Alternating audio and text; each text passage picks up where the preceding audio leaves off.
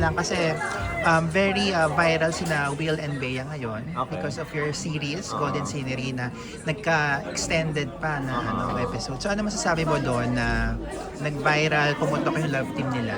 Tawag ito, yung Golden Scenery, at first, ayoko sanang tanggapin kasi romance, ganun. Hindi ako magaling sa romance.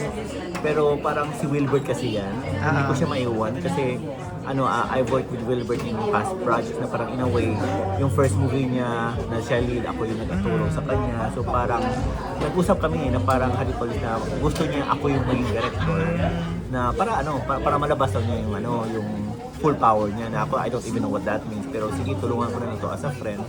And then nung pumutok siya, I was very surprised kasi grabe yung community, grabe yung fans kasi sila yung nagpa-under sila yung nagpa-viral, sila yung nag-engage niya, and grabe si Wilbert Bea kasi binigay talaga nila lahat sa series na kasi sabi nga ng mga fans sa past series daw nila parang hindi sila okay yung chemistry. Ngayon parang talaga yun, parang dito lumabas, na-shatter yung walls, so parang very sila na very grabe yung chemistry nila, and I think people felt it yung ganun, and I'm very thankful sa fans na laging sumusupport and nagpadala sa akin ng mga pagkain. So, ayun, I'm very thankful kasi happy ako kasi because of Jisoo, yung music ni Wilbert parang sold out siya and everything. And then si La Bea Binene, di ba? We are able, ni-remind tayo why she's La Bea Binene. So parang, in a way, dahil din sa Jisoo, dumami yung fans ko. Oo nga. So, salamat mga sa Jisoo. So, ayun, and I'm doing another series with them. Yun. So, balik na naman ako sa love team na yan. So, yun.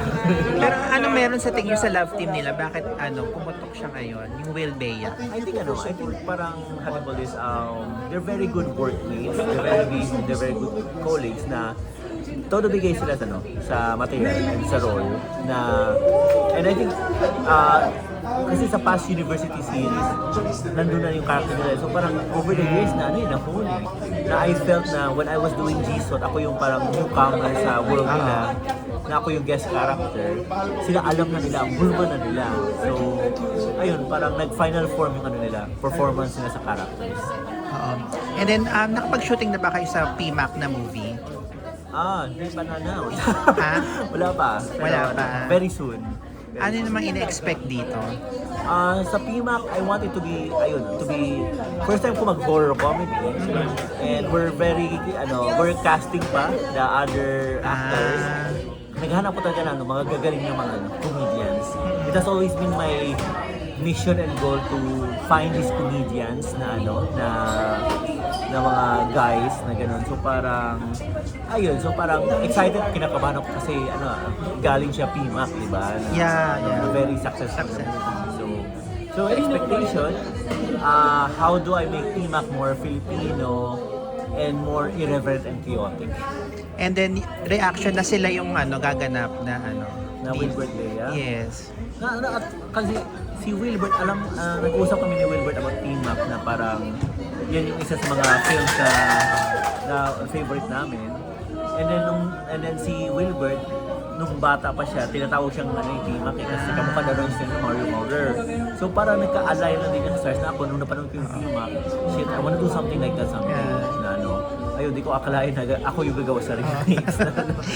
And si Bea naman, anong reaction?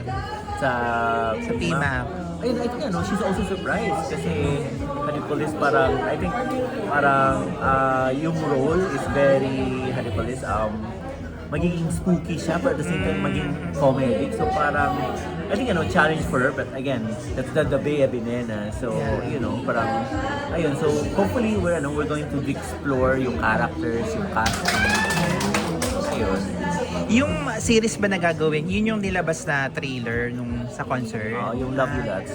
Love You Lads. So ano namang medyo patikim na medyo bago ang papakita doon? Ang Love You Lads is a story about dating someone with DID. Na parang in layman's term, multiple personality disorder. Okay. So si Isa, yung character ni Bea, has multiple personalities or identities, ganun. And paano mo ba ligawan ng isang tao na may DID? So, sino bang ligaw mo doon? Isang tao lang ba? Or silang lahat? So, ganun. Ganda ng concept. So, yun, medyo chaotic yung sila, no, na rom-com.